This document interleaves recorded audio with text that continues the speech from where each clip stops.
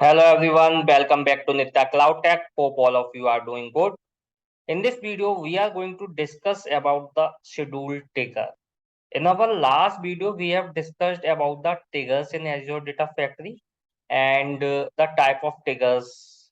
So before watching this, I will suggest you to see that video first. Okay, so now schedule trigger. So if I talk about schedule trigger, so it is common basically. If again I move into like, or I talk about the SSIS package, so in SSIS package also we create job in the SQL server and then we schedule that job based on the frequency, based on the maybe daily or weekly, so or hourly. So we have different option to run the job as per the requirement. So similarly, we have schedule trigger here. In schedule trigger also, we can choose the wall clock window as per the requirement. So let me show you.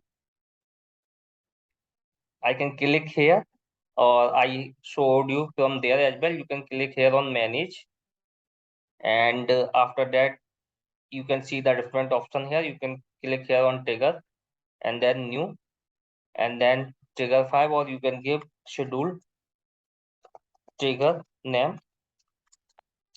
Okay, and then you can give some description as per the business requirement. So you have different type here. Now I'm choosing schedule here. So now it is asking for date, from which date I want to schedule that trigger. So it's by default taking today's date, or I can choose, let's say I want to run that trigger from 15th of September, so I can choose that as well. I can choose time as well, and I have different, time zone, so I can choose that as well. Now, here I have option whether I want to run that trigger into every 15 minutes. So I have different option, 15 minute, every hours, or as per the requirement every day, every week. So let's say if I click on every hour, so it will run on every hour. And if I click on every minute, so depend on the requirement. I need to choose here as well. Every hour means every 15 hours. So I need to choose here like every 2 hour, every 1 hour, whatever. Okay. And then if I choose every day, then it asks me to hours as well. Like every day, how many times you want to trigger. So I can give time as well. Let's say 11 and 12, 1.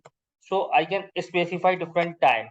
And if I want to give like 11:30, 12:30, 1:35:30, then I can choose 30 here. So it will automatically take, see, 1:30, 5:30, 11:30, 12:30.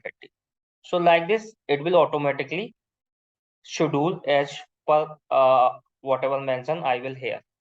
And I also have option to choose peak. So if I choose peak, so I have option like in week I want to run that on Tuesday and Thursday. Let's say, or I can choose Tuesday and Thursday. If I want to run on like Monday, Tuesday, Thursday, so whatever as per the business requirement, I can choose all of them as well. So it's again business to business, or like job to job frequency. And I can specify end date as well, like whether like I'm starting from 15 September. Let's say I want to run this till November, or whatever I want, I can select that date as well. Okay, and if I have also option month, so I can choose month. So it is asking me month last or any specific date. So I can choose from here as per the requirement. I can, or like weekdays option. So I have different option here as well, mondays or weekdays. So I can choose from here. And other than that, I have this option start trigger on creation. It means suppose I have created this job for today. and I don't want to start this. I just want to trigger. I just want to create. So I can click OK, and I will not select on this start trigger on creation. Okay. So like this, whatever option or whatever the business requirement, accordingly, I can choose.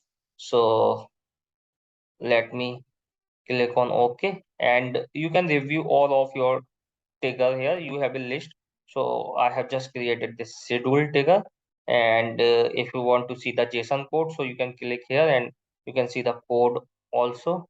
So here you can see I have clicked on 30 minutes and 11, 12 and 15 hours and start time, when it is started, when it is end time. So if you are from, like familiar with JSON, back JSON, then you can go through this code as well. And if you are not, then you can also like just check for reference.